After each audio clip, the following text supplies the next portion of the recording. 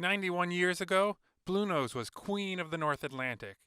Here she is flying over the ocean as a 9-year-old, halfway through her 17-year win streak at the International Fisherman's Cup. The original Bluenose sank off Haiti years after setting those racing records. But in 1963, a replica of the first was built. Bluenose II.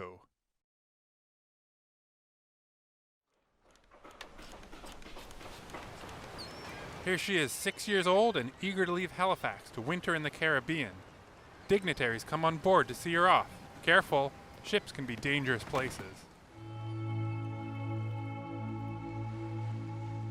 January 1969. Into the North Atlantic, seeking the Gulf Stream to Bermuda. This is Craig Harding. He just flunked out of university and landed a job crewing the ship. And Stephen Boyd, in the same situation. And in the same situation today, back on Bluenose II, telling their story publicly for the first time in 50 years, broadcasting this film for the very first time. Both were at the wheel on the early watch. When you're at sea, things can turn on a dime. A bad red moon rose over the Black Seas. A storm caught the schooner off the eastern seaboard of the United States. Rough seas, high winds tossed the schooner about. All hands on deck to bring in the wild sails. No one was filming when the first mate was hit. And the first wave came over and caught Skoji in the back and drove him into the boom of the jumbo.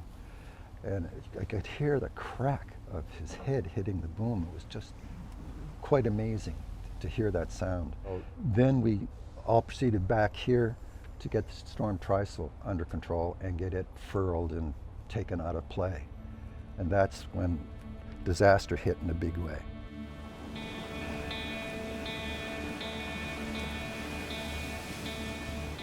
It was three-dimensional chaos. Huge waves lifted the ship up, then threw it down. Neil Robitaille was sick and off duty, but he helped Harding furl the sails anyway. We had it almost tied up, and I had a stop tied with a reef knot tied up, and I had my shoulder into the sail, and that's when that wave hit. I was in the water and looked up, and the boat was probably, I don't know, it was far enough away I could see the whole outline of the boat. In the darkness, Harding started swimming. Boyd and the crew threw ropes into the water. He managed to grab onto one. Then I realized Neil was in the water behind me. And at that point, he was probably about 20, 25, 30 feet away from me. And I yelled to him, "Neil, I've got a rope, come." And I almost let go of that rope to go get him. I said, "I can go get him." And then I thought, if I let go of this rope, I'll never find it again. Harding clung to a life ring. Boyd says Bluenose was heaving 2 or 3 meters at a time. For 20 minutes, Harding and Robitaille were dragged through the dark ocean, trying to get close enough to be rescued without getting crushed under the lurching schooner. The crew on board finally managed to yank Harding back on deck. Neil got a hold of this log line, but he was out in the elements. There was no protection for him. That he just lost strength. You just couldn't do it any longer. Dawn broke over a nightmare. 1 crew dead, the rest bailing out a sinking ship, far from help. I was at the captain's shoulder and I heard him do the mayday. It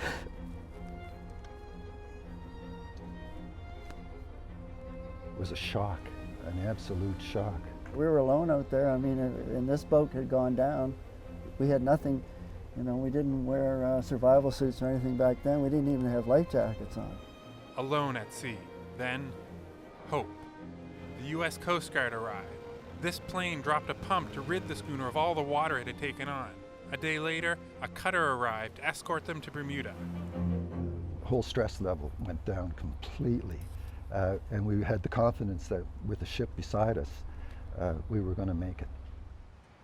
The schooner limped into port, but the crew had saved Bluenose and themselves.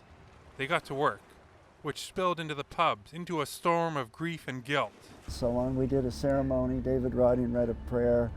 Everybody stood around just as soon as we got tied up in St. George's. While Bluenose II was repaired, the crew explored the island.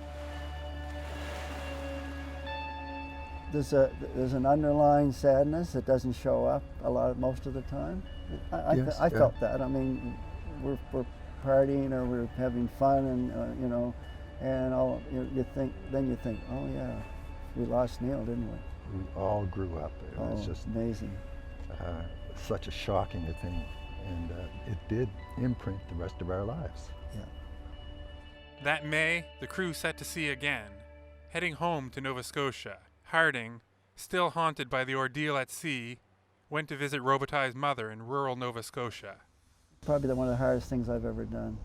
She was distraught.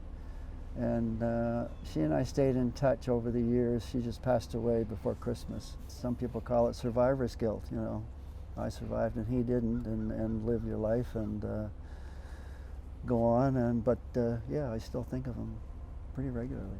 Well, I think of him often as well, and particularly over the Christmas season. Boyd remembers Neil Robitaille on the New Year's Eve watch before the fatal trip. Neil came up and he said, look, I'm not going home. Why don't you just take off? I'll look after everything for you. So it was fun on New Year's Eve, but Neil made it fun. He allowed me to go and join my friends.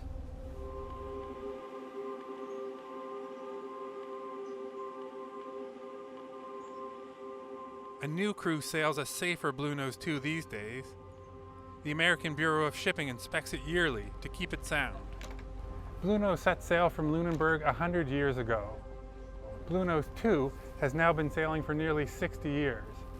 In all that time, Neil Robitaille remains the only crew member of Bluenose II lost overboard. For his friends and family, he'll forever remain a part of the iconic ship. John Tatry, CBC News, Lunenburg.